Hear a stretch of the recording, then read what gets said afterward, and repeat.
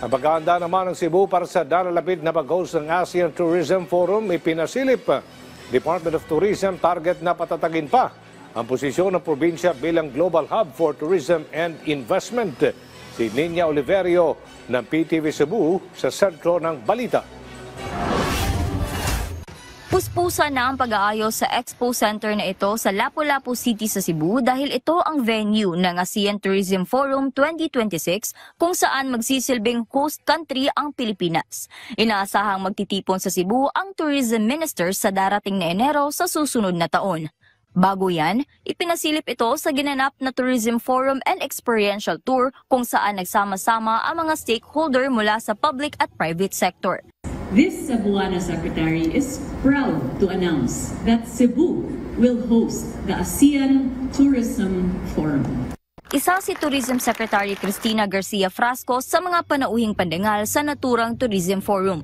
Dito inilatag ng kalihim ang mga reforma para sa sektor ng turismo at mga inisyatibo ng pamahalaan para sa mga infrastruktura na layong patatagin ang posisyon ng Cebu bilang global hub for tourism and investment. Ilan sa natalakay ay ang VAT Refund Act para sa mga non-resident tourists at ang Create More Act na nagbibigay ng insentibo sa buwis para sa mga tourism-related investments. That is why our approach towards tourism development under the Marcos administration is both ambitious and grounded, and most importantly, responsive to local realities as we seek to align with national perspectives.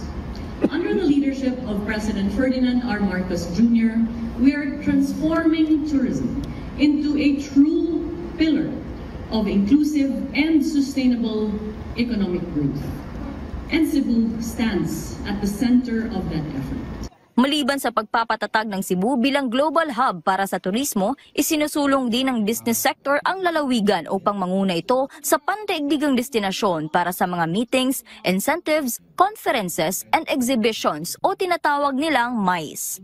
The development of MICE sector is crucial to our overarching goal of generating livelihood and employment across our destinations. By positioning the Philippines as a premier MICE destination, we foster economic growth and provide invaluable opportunities for our people. Inorganisa ng Cebu Chamber of Commerce and Industry, katuwang ang Cebu MICE Alliance Steering Committee ang forum. Ito ay bahagi ng pagtutulak ng DOT na palakasin ang mga regional MICE hub alinsunod sa direktiba ni Pangulong Ferdinand Marcos Jr. na gawing isang powerhouse ang Pilipinas sa larangan ng turismo. Mula sa PTV Cebu, Ninia Oliverio para sa Pambansang TV sa Bagong Pilipinas.